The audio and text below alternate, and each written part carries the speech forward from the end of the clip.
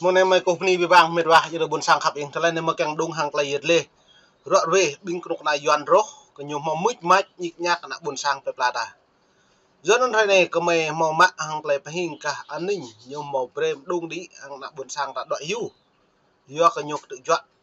lê trong lui lận là lui đang phê lui mà tê lui không doài giờ nó này như lệ này lại dừng mức bình tập polom nuôi sát giờ nó này đoạn trả tích đoạn trả này nó như thế như lệ những bài như lệ nhiều lệ mau nó na tổ chum phần hồng học khắp bạp cái nào buồn sang nó nhớ hàng tổ chum bật lệ sang nó lại là phi bong đi bia giờ nó mày pre ít mượn như phi hấp lệ trong phố độ một Thái Lan bật lệ trong như lệ hiếm bạn nên bình ít khắp mượn hàng lại tôm cồn cật lại nhập hẹp. Chúng tôi có dịp đến thăm gia đình anh Jalan Búa, sinh năm 1984 ở làng Hra, xã Yakla. Nhìn vườn cà phê xanh mướt và hàng tiêu chịu hạt. Bối lên mệt vả, tờ này hiếm bạn, nạ buồn sang đã đoạn vô cái rin ha, bữa đã đoạn vô cỡ hội nhầm gì, kẹo từ đã bút, kẹo từ đã thâu, nạ buồn sang đã máu rin, nhu nhá, cái lúc này dần nhá, nghe kẹo tôi chẳng phải gì cơ,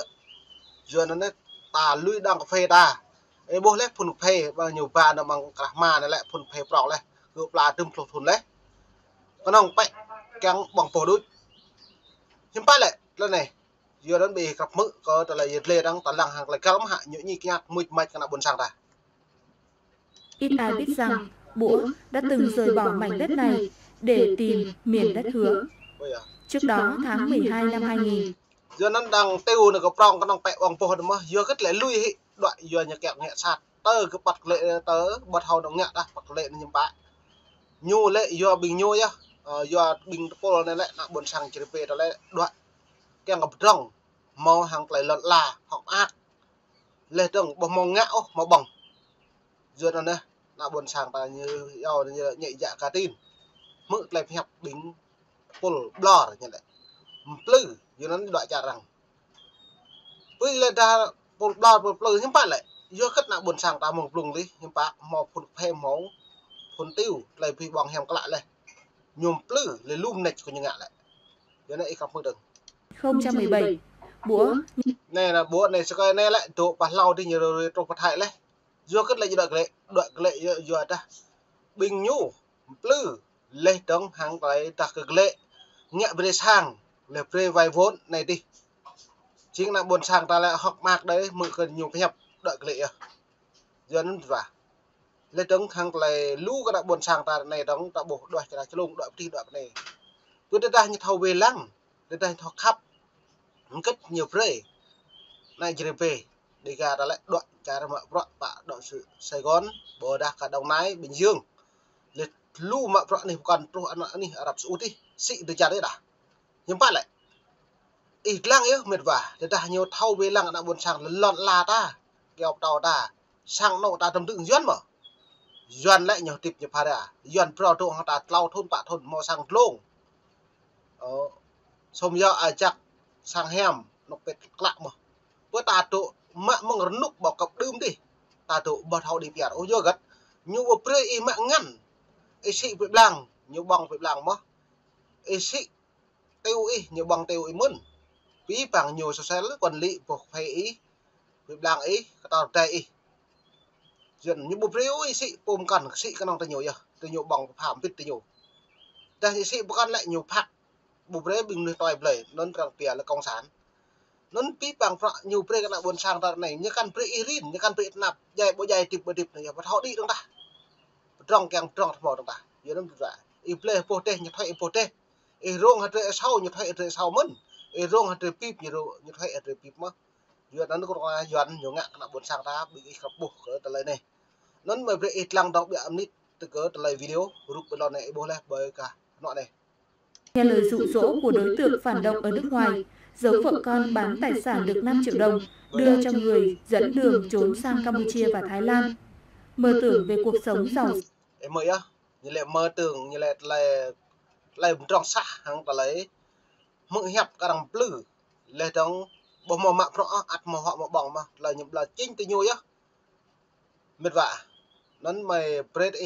ta bố pi bằng cắt lại này mình ta này rụp tal ban là thâu bình dân clean lấy tông bộ tội chung hem các là buồn sang đây gà là bố nên mày về đây một biệm được tầng Sang không phải lao động.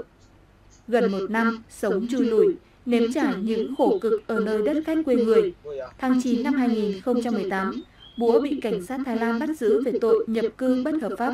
Sau đó được chính quyền Việt Nam giúp đỡ hồi hương. Đoàn bồi á mệt vả hiếm bạn lại Việt Nam lại giúp đời hưởng mo mà như giúp đời Nhật mò giúp đời ố pi bằng pro nhô lại do đang lệ cái nhô bật hầu về lăng như bọn krong bên nạp răng mày chỉ tội chung bình này lại bom mò pre cái lệ nạp do là đơm đã là lao mực lại răng do nó nhá ra này là mày chỉ tội chung là cam cái sang hiếm bạn sang ra này nó bom mà ra lên buồn này dòng đấy trong xa lấy hả lần như thầm po đóng hả do nó ta bố lum ta hàng lại một đại dần nhiều ngạm nách cái đã buồn sang đá lệ tờ đã này lu lại chặt mà đã lại đợi pro plan đập đi mất thì chung lâu đi màu mạ cả đi lại ra mình chụp màu mạ 5 po sang nộ giữa kết lại 5 po sang nộ là được càng đọa chặt răng mà lại sĩ lần sĩ mày á do một tí tiếp ô hàng một đại dần để đòi nữ dần mặt lề dần chụp chu dần càng gì á là vậy hai năm phá cần phải điện nuôi mạ phá cần màu như trong lê ngạ mà lê tống kiếm lâm để mạ cự nó là buồn sang ta lại bốn một lê tiếp ối chỉnh nhưng bạn là bổ như vậy gặp phương đứng lại nhập hẹp tụ cùng gia đình. Ở Campuchia thì mình đói, không có cơm ăn, hoặc là không có ai giúp mình ấy. Cuối cùng thì bị công an Thái Lan bắt thì mình ở trong tù 6 tháng. Mình ở đó chắc là mình chết đó. Từ ngày mình về mình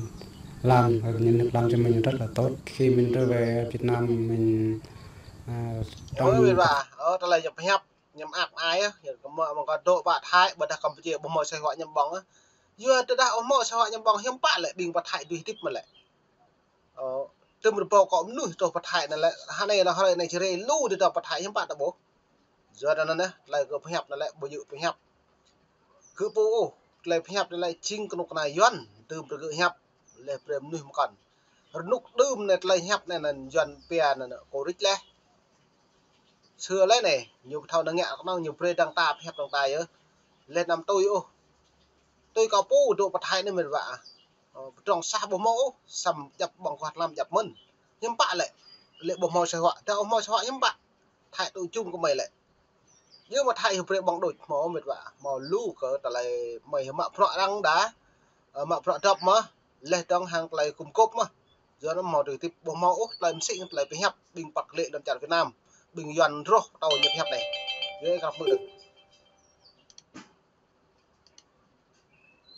cái trồng tiêu tiêu thì 80 trụ nhưng mà cà phê thì 500 cây bây giờ thì ổn định rồi lo người ta đưa mình đi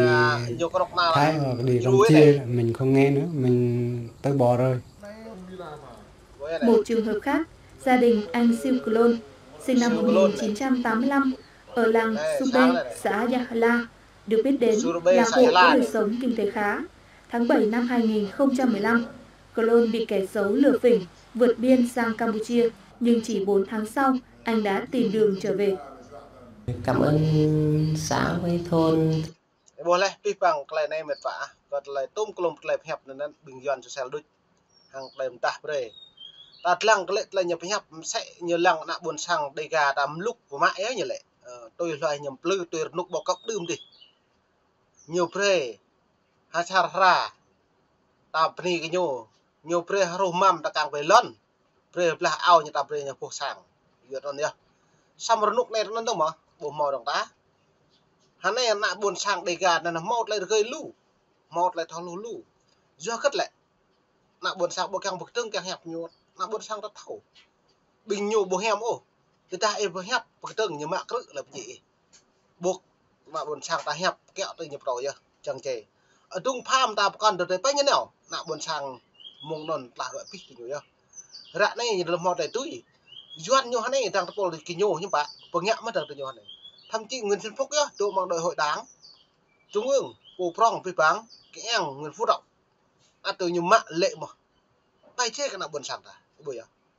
duyên nó lại này gặp bố ấy ta gặp lăng duyên nhiều ngạ ta nhiều ra đây là rốt bạn ấy chặt được nhau đang cái mút nhớ mang thập pul bính lấy so sát duyên bè dân sách dân sách đen CPC hàng lấy bính chú sát bố hèm ngạ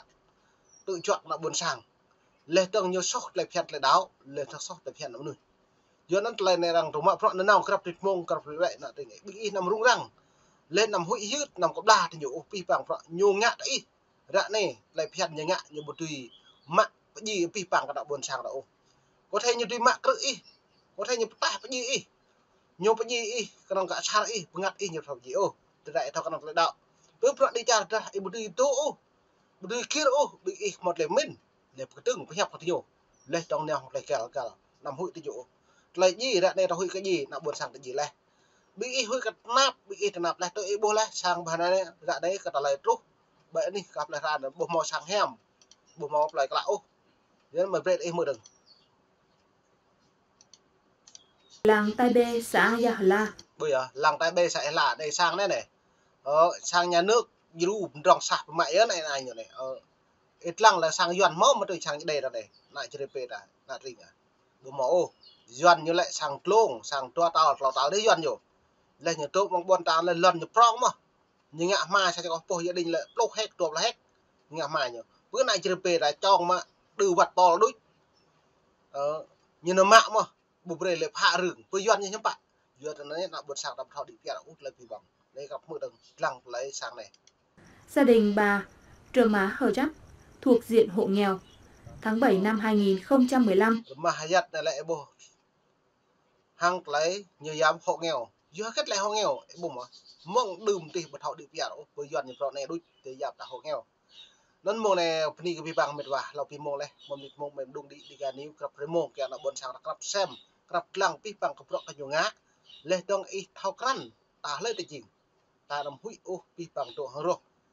xôi thôn dùn plàn tại gì luôn này cái đồng doài pla ở dạ miệng mà bị khơi không đặt gì này nãy cho ta này gì ta bố ngã ta bố nhấp ta bố lệ lên chỉnh được ta mệt và ta pu cái đồng pu nên pni pi bằng có gặp lăng